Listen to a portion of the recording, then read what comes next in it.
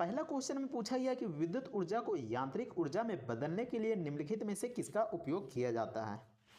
तो इसका जवाब क्या हो जाएगा, तो इसका जवाब हो जाएगा option number B, motor. Next question में पूछा गया कि पीली रोशनी में एक गहरी नीली वस्तु कैसी दिखाई देती है। तो पीली रोशनी में एक गहरा नीला वस्तु कैसे दिखाई देगा, तो इसका जवाब हो जाएगा ऑप्शन नंबर डी, काली।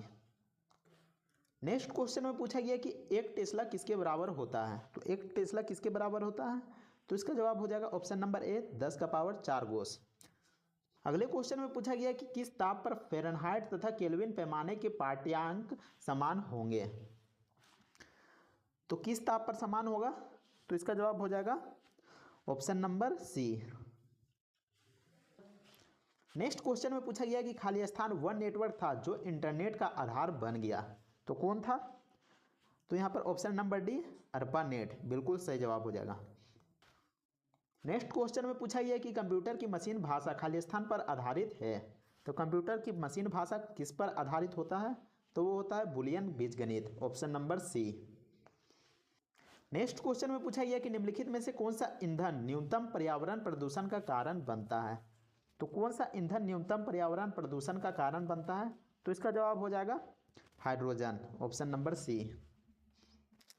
नेक्स्ट क्वेश्चन में पूछा गया कि फ्रीऑन का प्रयोग निम्नलिखित में से किस रूप में किया जाता है।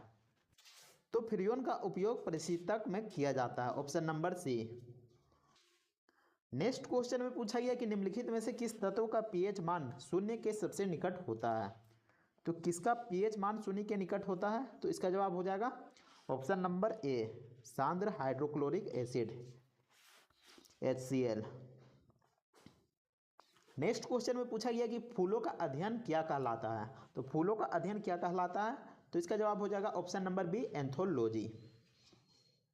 अगले क्वेश्चन में पूछा गया कि निम्नलिखित में से कौन मछली नहीं है।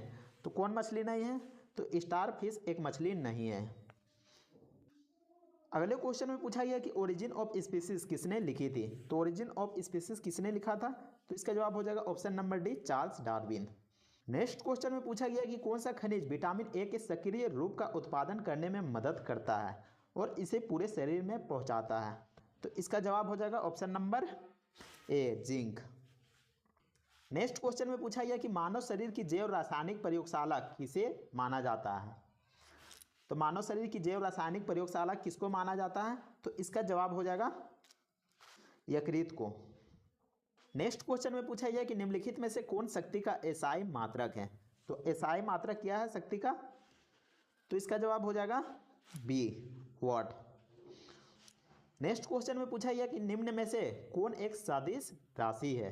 तो कौन है, तो इसका जवाब हो जाएगा ऑप्शन नंबर डी, बल।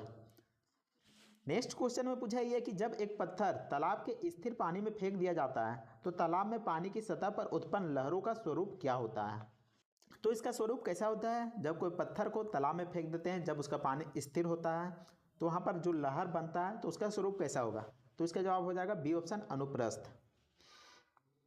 नेक्स्ट क्वेश्चन में पूछा गया कि एक काटा हुआ हीरा शानदार ढंग से किस वजह से चमकता है।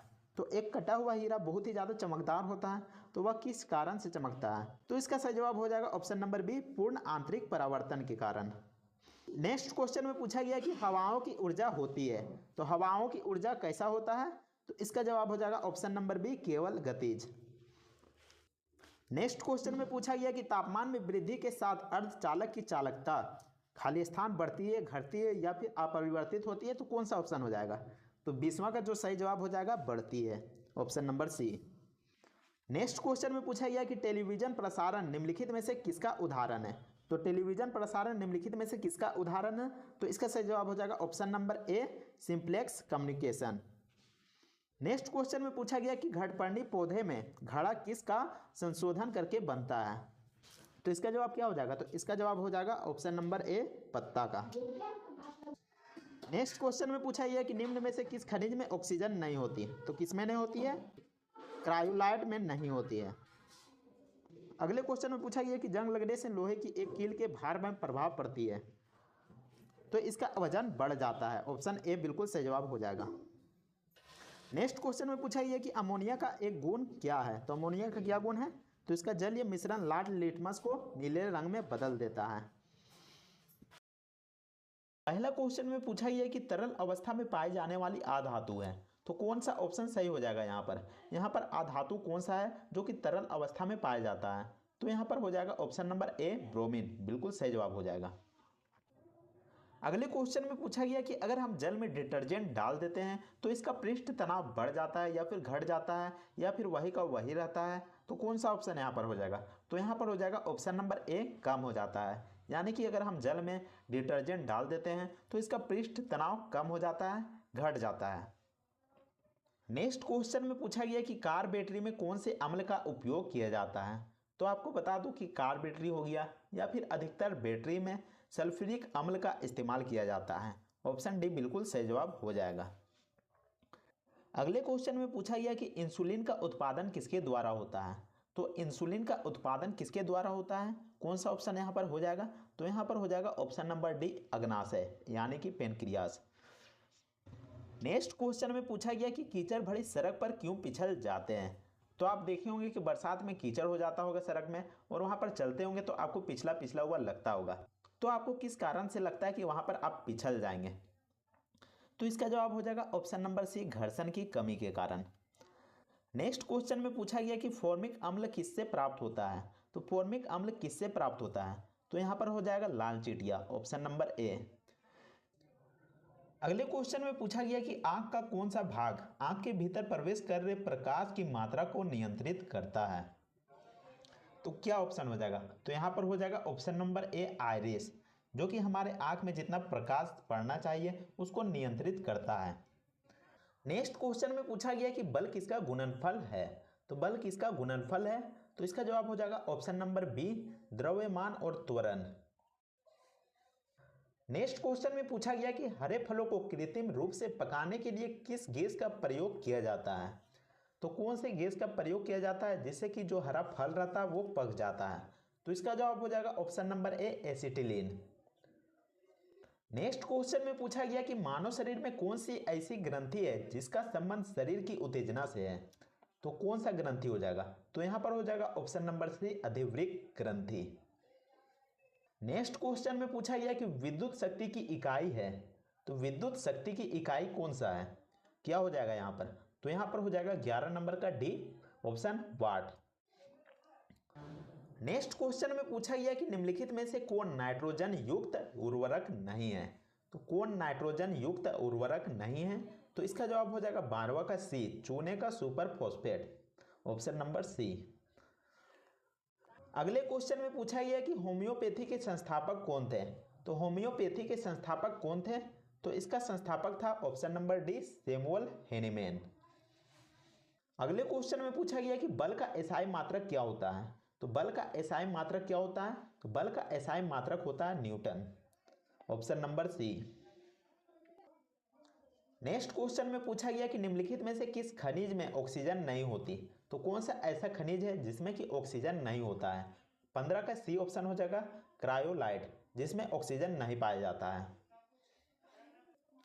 अगले क्वेश्चन में पूछा गया कि आनुवंशिक रूप से बोने पौधे को किसके प्रयोग से लंबा किया जाता है? तो बोने पौधों को किसके प्रयोग से लंबा किया जाता है? तो इसका ऑप्शन हो जाएगा सी ऑप्शन जिबरेलिन। अगले क्वेश्चन में पूछा गया कि जल का घनत्व किस तापमान पर सर्वाधिक होता है? तो जल का घनत्व किस तापमान पर सर्वाधिक होता है? कौन सा ऑप्शन हो जाएगा? तो यहां पर हो जाएगा option number D 4 degree Celsius पर। नेक्स्ट क्वेश्चन में पूछा गया कि निम्नलिखित में से किसे सफेद सोने के नाम से जाना जाता है? तो किसको सफेद सोने के नाम से जाना जाता है? तो यहां पर हो जाएगा ऑप्शन नंबर सी प्लेटिनम को। नेक्स्ट क्वेश्चन में पूछा गया कि पौधे नाइट्रोजन को किसके रूप में प्राप्त करते हैं? तो पौधे नाइट्रोजन को किसके रूप में प्राप्त करते हैं? तो इसका जवाब हो जाएगा ऑप्शन नंबर बी नाइट्रेट के रूप में। अगले क्वेश्चन में पूछा गया कि आधुनिक मानव का वैज्ञानिक नाम क्या है? तो आधुनिक मानव का वैज्ञानिक नाम क्या है? तो इसका नाम है homo sapiens, option number B. Next question में पूछा गया कि निम्नलिखित में से कौन सी धातु स्वतंत्र अवस्था में पाई जाती है? तो कौन सा ऐसा धातु है जो कि स्वतंत्र अवस्था में पाई जाती है? तो इसका जवाब हो जाएगा ऑप्शन नंबर बी सोना। नेक्स्ट क्वेश्चन में पूछा गया कि निम्न में से कौन सी फसल करनाल बंट रोग से संबंधित है? तो कौन सा फसल हो जाएगा यहाँ पर जो कि करनाल बंट रोग से संबंधित है? तो इसका जवाब हो जाएगा ऑप्शन नंबर सी गेहूं। नेक्स्ट क्वेश्चन में पूछा गया कि पृथ्वी का पलायन वेग कितना होता है। तो पृथ्वी का पलायन वेग कितना होता है, तो होता है 11.2 किलोमीटर पर सेकेंड, ऑप्शन नंबर ए। अगले क्वेश्चन में पूछा गया कि निम्नलिखित में से सबसे भारी धातु कौन सा है। तो कौन सा ऐसा धातु है जो कि यहाँ पर सबसे ज्यादा भारी है, तो इसका जवाब हो जाएगा ऑप्शन नंबर सी ओस्मियम। अगले क्वेश्चन में पूछा गया कि अफीम किससे प्राप्त होती है। तो अफीम किससे प्राप्त होता है, तो होता है पेपावर सोमनीफेरम से, ऑप्शन नंबर ए। नेक्स्ट क्वेश्चन में पूछा गया कि घड़ी के स्प्रिंग में भंडारित ऊर्जा है। तो जो घड़ी के स्प्रिंग में जो भंडारित ऊर्जा होता है वो क्या होता है, तो इस सवाल का जवाब हो जाएगा ऑप्शन नंबर बी स्थितिज ऊर्जा। अगले क्वेश्चन में पूछा गया कि क्लोरोपिक्रीन का सामान्य नाम क्या है। तो क्लोरोपिक्रीन का सामान्य नाम क्या है, तो इसका सामान्य नाम हो जाएगा अश्रु gas, option number B. Next question में पूछा गया कि किस पादप को शाकीय भारतीय डॉक्टर कहते हैं। तो कौन सा ऐसा पौधा हो जाएगा या फिर पादप हो जाएगा जिसको शाकीय भारतीय डॉक्टर कहते हैं, तो यहां पर हो जाएगा ऑप्शन नंबर डी तुलसी को। नेक्स्ट क्वेश्चन में पूछा गया कि निम्नलिखित में से कौन सा न्यूनतम संभव तापमान है। तो कौन सा ऑप्शन हो जाएगा जो कि न्यूनतम संभव तापमान है, तो इसका जवाब हो जाएगा option number D -273 degree Celsius. Next question में पूछा गया कि अम्लीय वर्षा मुख्यतः किसके कारण से होती है। तो इसका जवाब क्या हो जाएगा, तो आपको बता दो कि अम्लीय वर्षा अधिकतर सल्फर डाइऑक्साइड और नाइट्रोजन ऑक्साइड के कारण होती है। उम्मीद करते हैं कि आपको ये वीडियो पसंद आया होगा। अगर वीडियो पसंद आता है तो वीडियो को लाइक जरूर कीजिएगा, इसके अलावा चैनल को भी सब्सक्राइब जरूर कर लीजिएगा। तो मिलते हैं नेक्स्ट वीडियो में, तब तक के लिए जय हिंद, वंदे मातरम।